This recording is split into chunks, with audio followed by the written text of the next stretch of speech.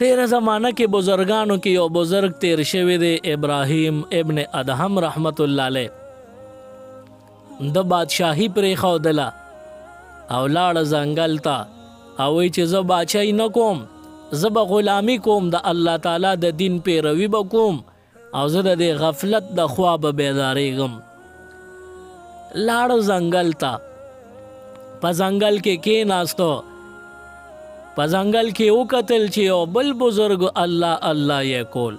دی ډېر خوشحاله شو، وایي زه به د سره کېنم نو دی به مې اسلامي راهنمایي کوي او د سره به ذکر فکرم کوم، دا به مې ملګري. هغه ملګري ده ته په خیرالي ونه وي او ده ته تندې تریو کو او ده ته بنیتي شان وکړله. ورته وایي زما ملګري کېږه، مو ما سره مه کېنه، لاړ شه چې ته هلته لرې کېنه. دی ورته وایي وجه څه ده؟ هغه ورته وایي چې وجه دا ده چې زما 11 کاله وشو، زه دې ونې لاندې ناست یم ځنګل کې الله الله کوم، اوس ما پسې یوه روټۍ او یو د پیاز غوټه خوراک راځي. څوک روړي؟ وی پیژنم نه چې څوک یې روړي، خو بس ماله یو روټۍ او یو د پیاز غوټه راځي، بس هغه زه خورم. نو که اوس ما سره تم دلته کېناستې، نو هغه خپله د پیاز غوټه او یو روټۍ به نیموم، نو په هغې به نه ستا کار کېږي، نه زما نه ځان به مریان کې او ما به مریان کې. ابراهیم ابن ادهم رحمت الله علیه بادشاهي پرېښې وه، نو هغه په دې خبرو ډېر خفه شو، لاړ او هلته په لرې کېناسته د ونې لاندې او دې بزرګ ته ګوري چې دې ذکر کوي نو هم ذکر کوي. کله چې دا کچه غرمه ولګېده، د خوراک د راوړو ټیم شو، دغه وخت کې هماغه شان حسب دستور حسب معمول روټۍ راله، یوه روټۍ وه د پاسه پې یوه د پیاز غوټه وه. او چې وی کتل مخامخ یو نوجوان دی، هغه سره یو لویه خوانچه ده او په هغه خوانچه باندې د پاسه صادر خور دی. هغه نوجوان راغی، د ابراهیم ابن ادهم ړومبی ورځ د هغه ته مخې ته دا خوانچه کېښوده. ابراهیم ابن ادهم د دې خوانچې نه صادر اوچت کو، کپړه یې اوچته کړه چې وی کتل په هغې کې مختلف د الله تعالی نعمتونه او ښکلې ښکلې طعامونه پراتو او بړاس خیجی خوشبویې روانې شوې. نو ابراهیم ابن ادهم سوچ کوي چې دا خو دومره ډېر خوراک دی چې زه خو په یوازې ختمولی نشم.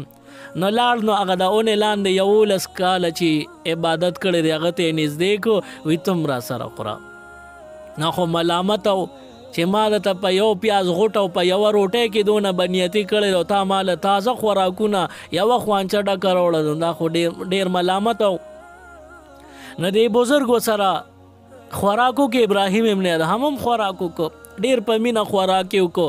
آخر کې دې بزرګ لاس اوچت که دعا کوي او الله تعالی نه ګیله کوي، وایي پروردګاره 11 کاله مې وشو چې زه تا دپاره راغلی یم او دلته هر څه مې پرېښي دي او ستا عبادت کوم، او ما باندې په دې 11 کاله کې داسې مینه ونه کړو، بس یو د پیاز غوټه ده او یو ورسره روټۍ وي.